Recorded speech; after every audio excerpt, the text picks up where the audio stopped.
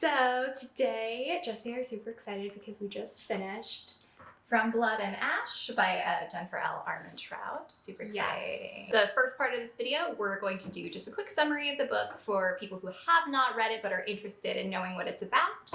And the second part will be for those who have read the book. And it'll be a spoiler section, so we'll let you know. And that will be where Jessie and I get to discuss all of our thoughts and feelings and just gush about these characters. Yeah. And we haven't talked about it yet. I know. Which has been painful. Yes. The story is about a woman named Poppy who is 17 years old, I believe. And she is known as the Maiden, so she is the chosen woman of this large group of people of the kingdom.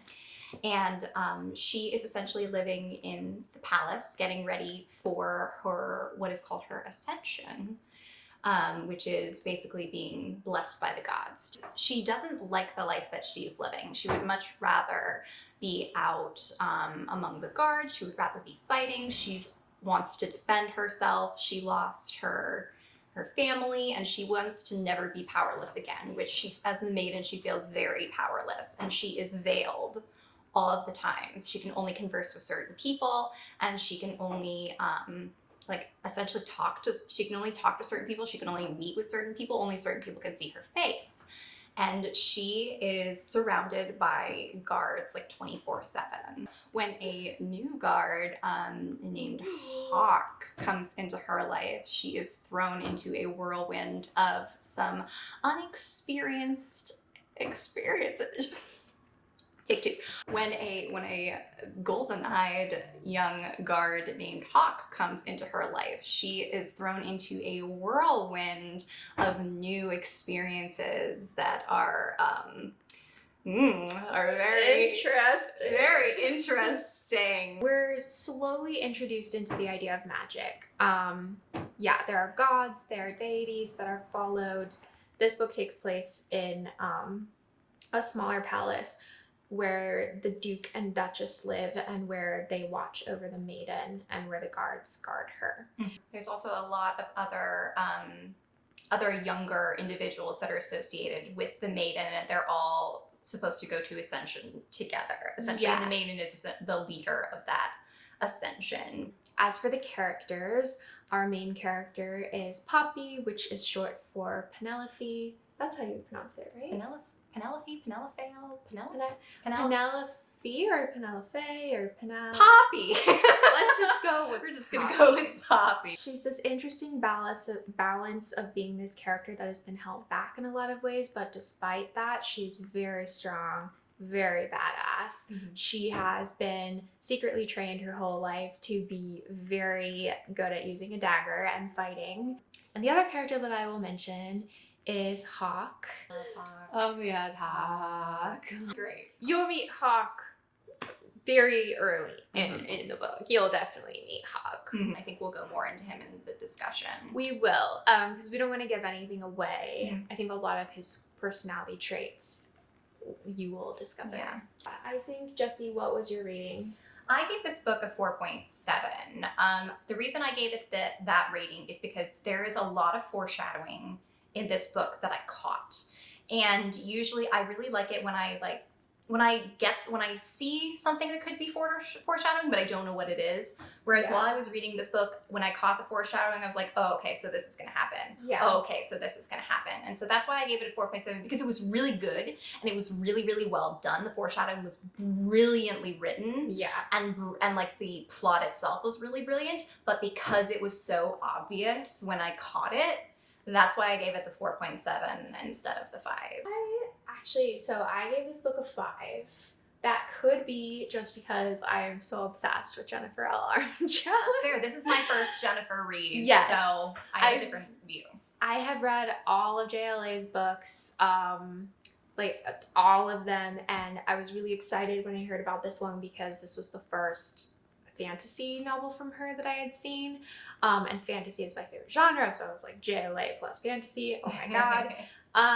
But I'm giving it 5 stars because I agree that the foreshadowing could have been less obvious, but then at the same time I was like, I still found myself guessing and like doubting whether or not I was right. That's true. You texted me a lot when I finished it before you. It was like, I think this might happen. Yeah. Maybe this might happen. I'm not sure. Because it's such a radical idea. And I'm like, it really seems that this is the case. But that seems crazy. That's funny because I was like positive. Like I got to certain points and I was like, oh, that's what it is. Well, I knew that's 100% certain what it is. Well, we'll talk about this later. Yeah, we will. But we'll talk about this later. But I think that's the difference between my 4.7 and your 5. Right. And I think overall, just the fact that I was so immersed in the book, will override that for me.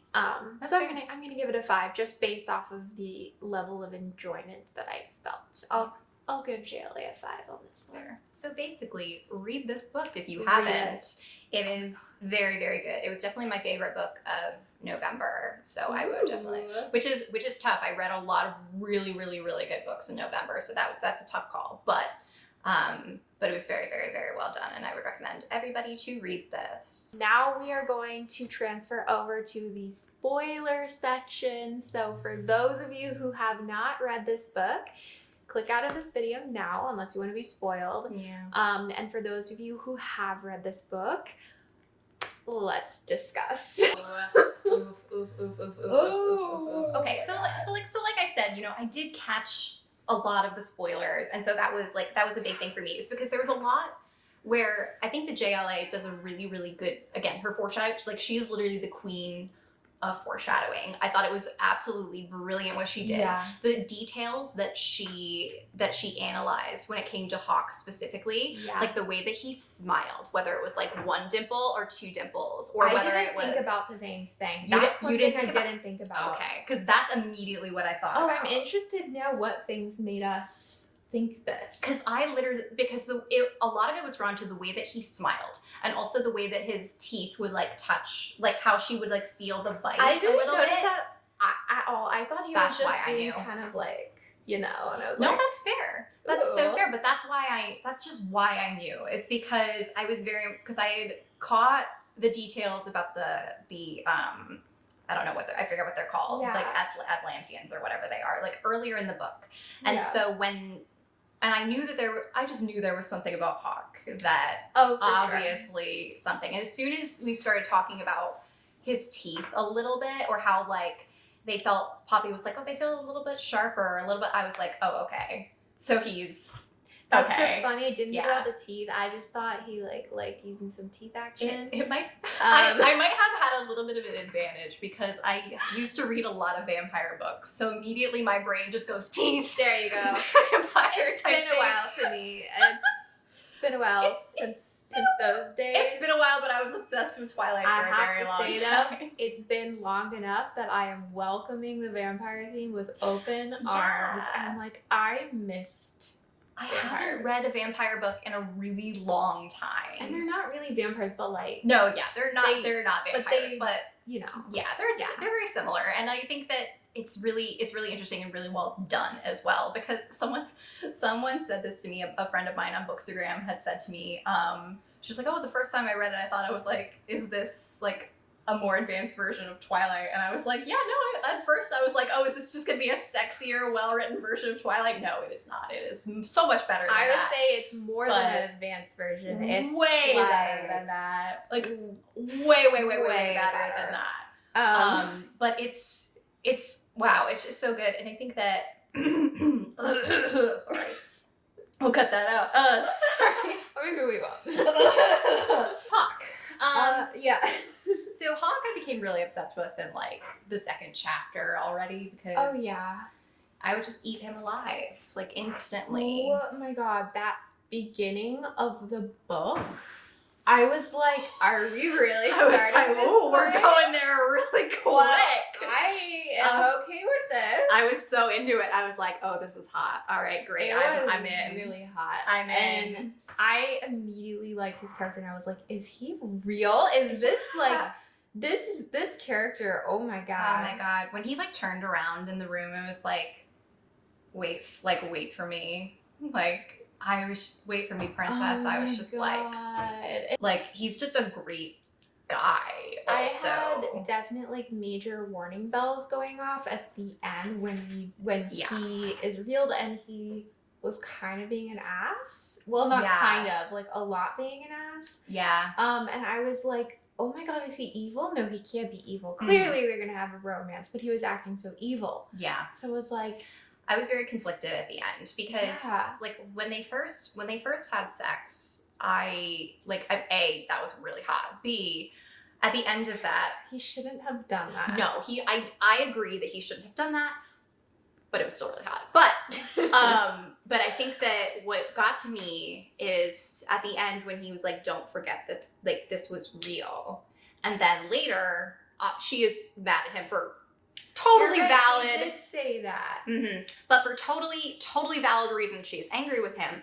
But he is like, after she stabs him, which good on her, first of all. After she stabbed him and he came after her and he was like, you forgot. Yeah. You forgot that it was real. And when he said that, I was just like, my heart, I know that she has every right to be mad at you, but also my heart, that is just, oh my god, it hurt me. The part when she gets like almost torn alive by everyone and then he comes in and he's like, what are you doing? I know. And then just demolishes them. I was like, I know. The fact that he literally, to me, it's so difficult because from the outside, you can obviously tell that he actually legitimately cares for her. Yeah. And it's so difficult because the book is from Poppy's perspective that, you know, she has so much doubt for him now, rightfully so, you know, because he lied to her and all that shit. But it's also so difficult because we, from our outside perspective, are like, wake up, honey. Like, he's still also... It was so like, frustrating. Really... It was so frustrating. And it was so annoying to me how they didn't just have that conversation. Like, I wanted her to just ask him, like... What was real? Yeah, like, I wanted her to get that answer out of him because I feel like she could have. I feel like she could have too, but here's the thing that I think about Poppy though too, is also because she is extremely sheltered. Yeah. Where it's like you and I feel like we were not sheltered as children. We were just kind of like thrown into the world, essentially. And whereas with Poppy and like a lot of other people that I've met over the course of my life that were more sheltered than I was, they have a lot of a harder time coming out of their shell. And they have a lot of a harder time knowing even when to ask those questions or that they should ask those types of questions. So I think that with her, we definitely had those moments of her being like, I want to know what's real. Yeah. But she doesn't know to ask that question. She doesn't know, or she feels like she can't ask that question because she's already like, oh my God, this person betrayed me. It doesn't matter. None of it's real. None of it's real.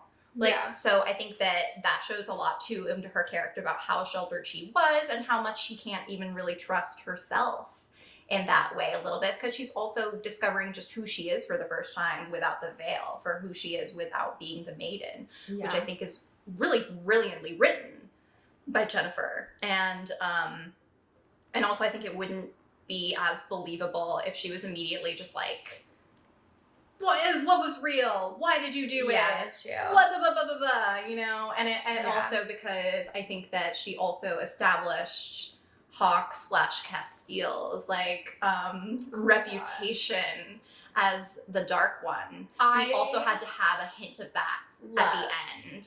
We had to have that hint of it. I love that he's the Dark One. I love that he's the Dark One. I know. It just makes me even hotter. And it really does. It shouldn't, but it does. At the end of this book, Poppy still doesn't fully believe the truth, you know? No, so and since we're seeing it from her point of view, we also still have to see, I feel like we still also have to see Castile from that. I just say that I think like the scene with them in the snow, also really hot. Oh my gosh, that was really hot. So hot. But I don't know if I'd ever have sex in the snow, but I was thinking that the whole time. Right? I was like, wait, but I feel the snow. You're naked in the snow. I feel like, you know, though, if I was having sex with Hawk, I wouldn't care because he's true. And also he's apparently very warm. I think that the thing that really got me about that scene, though, is him like asking her to say his name and like acknowledging that it was him. I liked that. I liked that. See, okay. It was so hot. Hawk is the character that always says the thing that I wanted the character to say. Yeah. Like, I'm always really satisfied because he just has no filter and he just says the things He to just Poppy, says the thing. and I love Yeah. it. He There's literally- no holding back. No the holding back. feelings. Yep, he does not care what anybody thinks of him. And Like, I he's love like- that about him. Come, Poppy, let's marry. And I'm like, surprise! say what? Right? I literally like had to flip through the end of the book. I was like, I'm sorry. That's the last line of the That's book. the last What? line of the book. I read that over like 50 times. I was like, no. let's marry?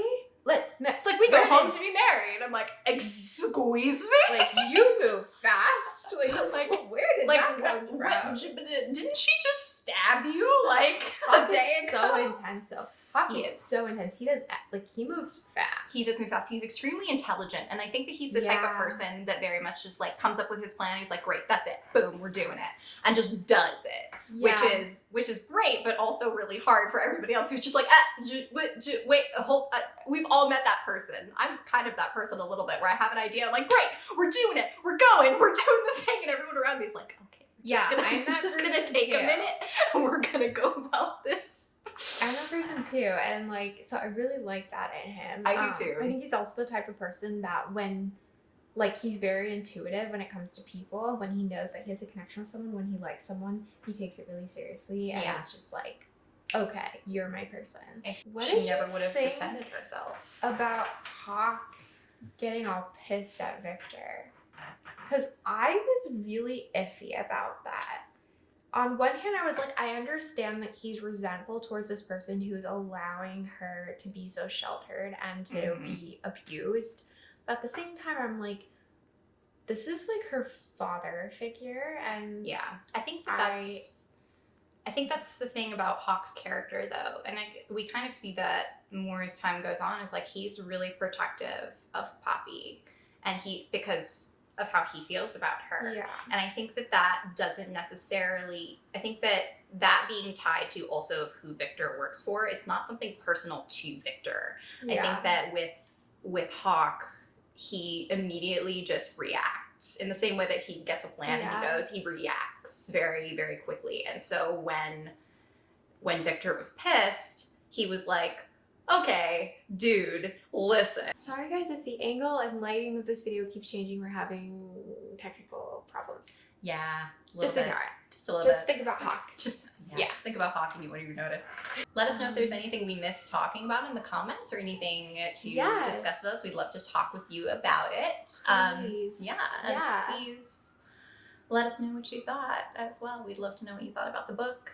And Yeah, tell us all of your thoughts in the comments. We'd love to hear it and get a discussion going. Just make sure if you're going to talk about spoilery things, just put a big spoiler alert at the top so we don't spoil all those lovely people we want to read yes, these books. I also just have to note that both Hawk and Poppy have made it to tops of my book boyfriend and girlfriend lists because I love them both a lot. Oh, They're both. They're not at the very top, but I love them. Hawk is definitely moved They're up on there. to, yeah. They're Yeah. high on there, yeah. Don't for think sure. he'll ever surpass Dorian, but you know. I don't know. One of these days we're gonna have. Are you? No, listen. We're not gonna talk about it right now. But one day we'll have to do like a Okay, ranking we'll of book discuss boyfriends. this in We'll a discuss. different We'll video. discuss it. Yeah, Yeah. we will discuss the book boyfriend ranking. It's very Um, hard. Anyway, yeah, so that's about it. I guess we'll wrap things up now. Yeah. Thanks for watching. Thanks for watching. Bye.